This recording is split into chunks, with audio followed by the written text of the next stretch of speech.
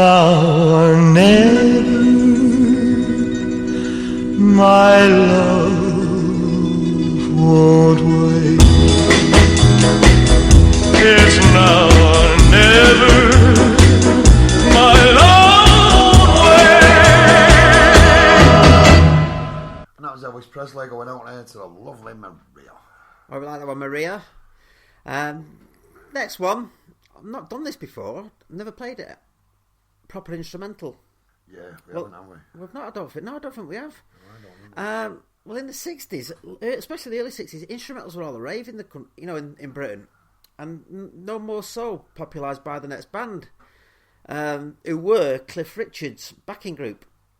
The Shadows, of course. Yes. And they sold thousands or millions of records.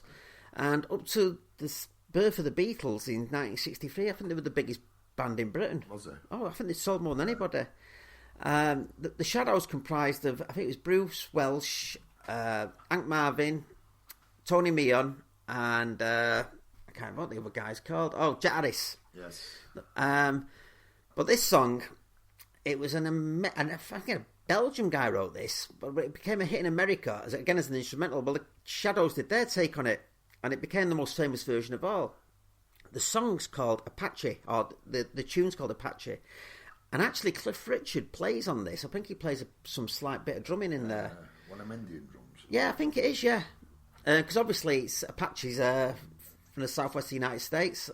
Lovely tribe of people, apparently. No, they're complete. they were horrible. But it's a good track. I'd like to dedicate this to Trev. So Trev, how are you doing, Trev? Yeah, he's just come back off he's had a break up in Silverdale, yeah. Enjoy it, mate. So let's hope he enjoyed it. This is for you, Trev, The Shadows and Apache.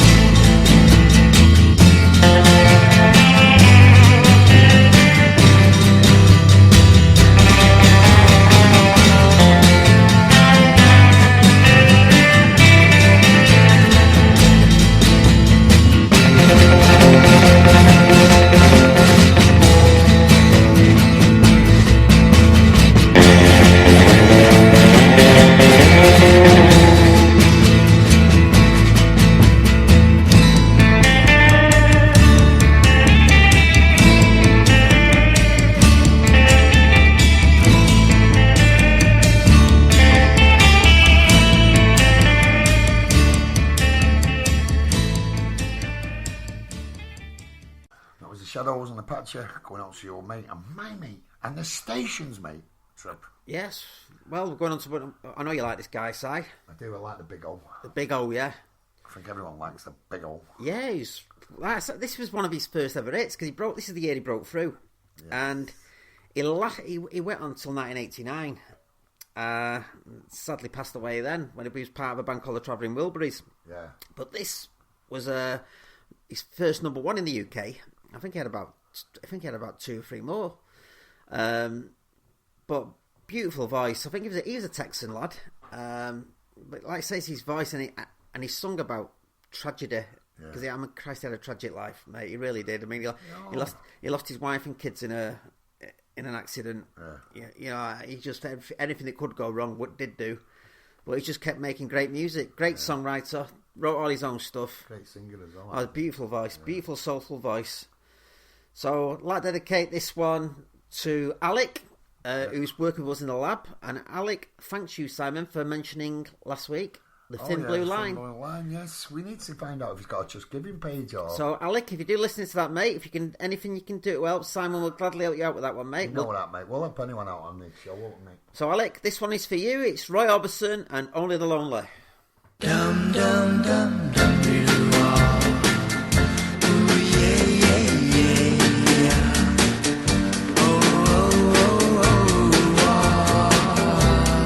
Only the lonely, only the lonely, only the lonely. Know the way I feel tonight. Only the lonely know this feeling ain't right. There goes my baby, there goes my heart. They're gone forever, so far apart. But only the lonely know why I cry.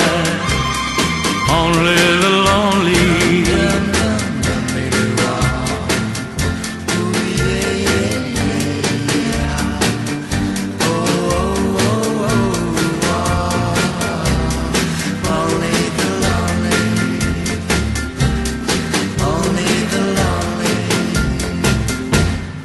Only the lonely know the heartaches I've been through. Only the lonely know I cry and cry for you. Maybe tomorrow a new romance. No more sorrow, but that's the chance you gotta take if you're lonely. Heartbreak, only the lonely.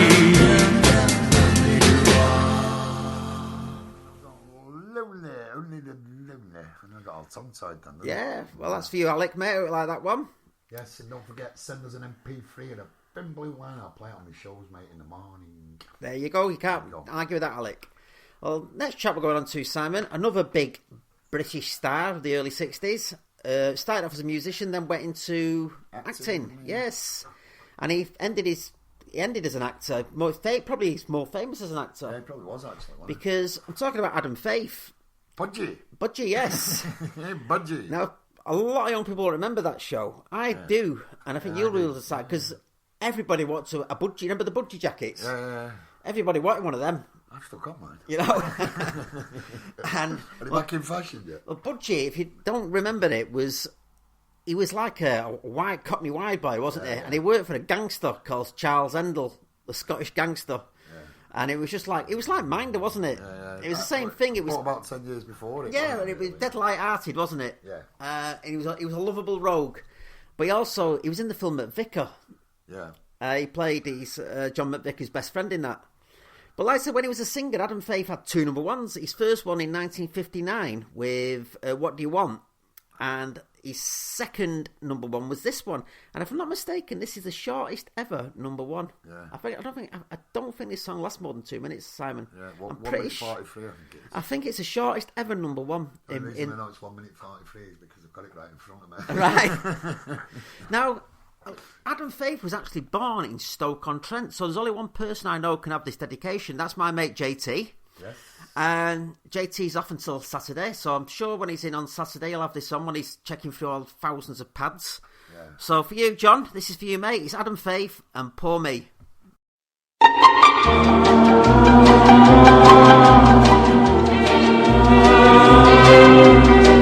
Poor me, poor me, sorrow sleeping around my head. It's been heard and it's been said that you tried to date another guy. Didn't hide, didn't even try, cheating me with lies again, making me remember when I used to hold you, baby, so tight each night. That's right, I could have hoped that maybe you might fall for me. Why the voices say to me, sit and cry, that this was meant to be, love's unkind and love's untrue. Oh, why did love pick out you for me, for me,